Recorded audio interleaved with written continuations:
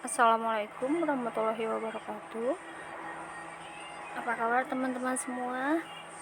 Saya Irna Hernawati dari Prodi Teknik Industri Universitas Insan Cendekia Mandiri Bandung. Kali ini saya akan berbicara mengenai rayon viskosa. Rayon viskosa adalah serat semi-sintetis yang terbuat dari bahan selulosa kayu yang bertekstur mirip dengan sutra. Teksturnya mirip dengan sutra itu halus ya. Kenapa dibilang serat semi-sintesis? Karena dalam proses pembuatannya mencampurkan antara bahan alami dengan bahan buatan, yaitu selulosa dari tanaman dengan bahan kimia buatan manusia. Proses pembuatan rayon viskosa ini pertama kali ditemukan oleh C.F. Cross dan B.J. Bivan pada tahun 1981. Ini penemu rayon viskosa, sementara rayonnya sendiri itu ditemukan oleh orang lain di Perancis.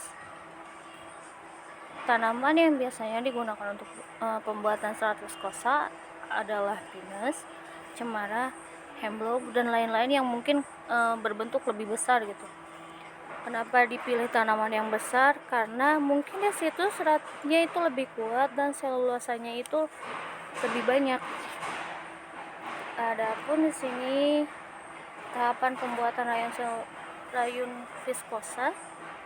Pertama ada alkalisasi, kedua pemeraman, santasi, pelarutan dan pencampuran, pematangan, pemintalan, pemotongan, pemerasan, after treatment, pengeringan dan pengepakan. Pertama kita bahas alkalisasi.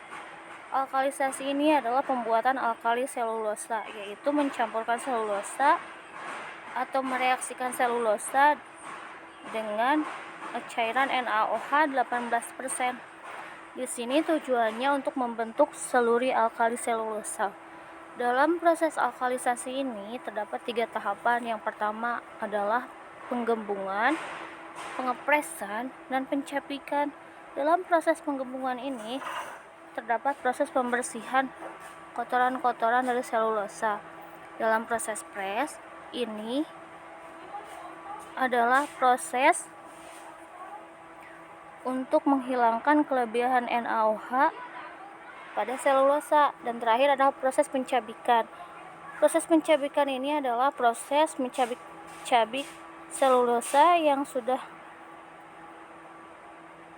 dimasukkan ke dalam skedar dan dicabik-cabik membentuk skum dengan kandungan 33-34% itu adalah selulosa, 15-16% itu adalah alkali dan air. Ini adalah gambar rantai kimia selulosa. Kedua adalah proses pemeraman. Pemeraman itu adalah proses, kalau bahasa Sundanya itu adalah peyem. Kenapa harus diperam? Supaya matang mungkin ya. Oh enggak sih, itu soalnya makanan ya. Pemeraman, dalam proses pemeraman ini selulosa diturunkan derajat polimerisasinya supaya memudahkan dalam proses selanjutnya. Pemeraman ini dilakukan dalam mesin yang namanya aging drum dengan waktu 5-6 jam dengan kecepatan 3-6 rpm radian per menit. Proses pemeraman ini berguna untuk menghilangkan logam-logam alkali yang terdapat dalam selulosa. Proses penghilangan alkali yang ada di selulosa ini dilakukan dalam mesin blower bertekanan udara yang tinggi. Yang ketiga adalah santasi. Santasi adalah proses merubah alkali selulosa ke dalam bentuk santan atau santat agar bisa dipintal.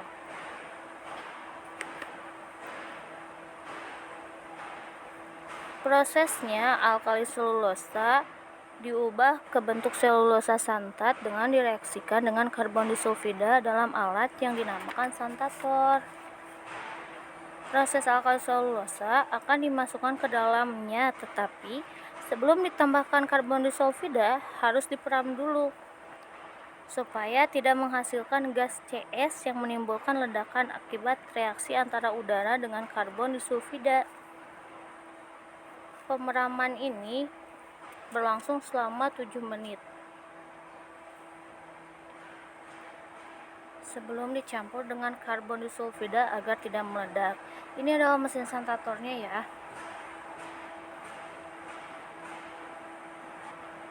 Bentuknya seperti ini kurang lebih, teman-teman.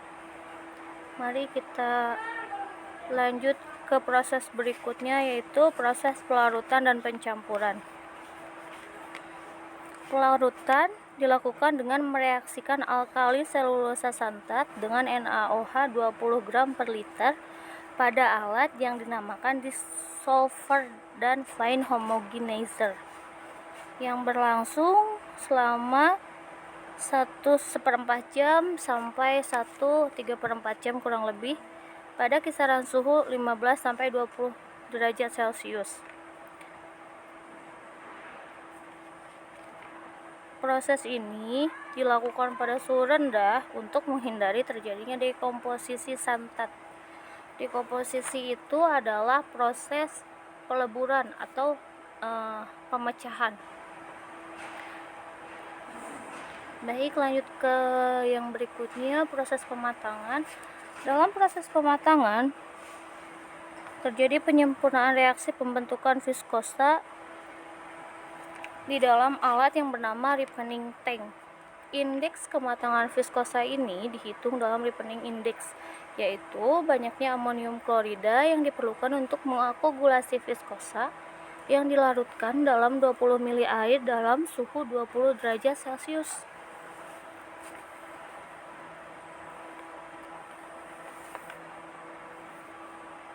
Dalam proses pematangan ini juga dihilangkan penghambat atau kotoran-kotoran yang akan menghambat proses selanjutnya seperti debu, karat, dan serat-serat yang tidak penting. Proses keenam adalah pemintalan atau spinning. Pemintalan viskosa ini dipintal dengan cara basah, yaitu dengan cara dilewatkan pada cetakan serat atau yang dinamakan spinneret, dan akan dimanfaatkan menjadi filamen serat dengan cara dilewatkan pada larutan koagulan. Memanfaatkan ini dipadatkan ya. Setelah proses pematangan, larutan viskosa ini dimasukkan ke dalam spinning tank sebagai penampung, lalu dipompa ke candle filter melewati metering pump untuk menjaga stabilitas aliran larutannya. Setelah itu, larutan viskosa dipintal lewat lubang spinneret dengan diendapkan lewat larutan koagulan membentuk filamen rayon atau yang disebut tow. Larutan koagulannya ada asam sulfat, ada seng sulfat, ada natrium sulfat.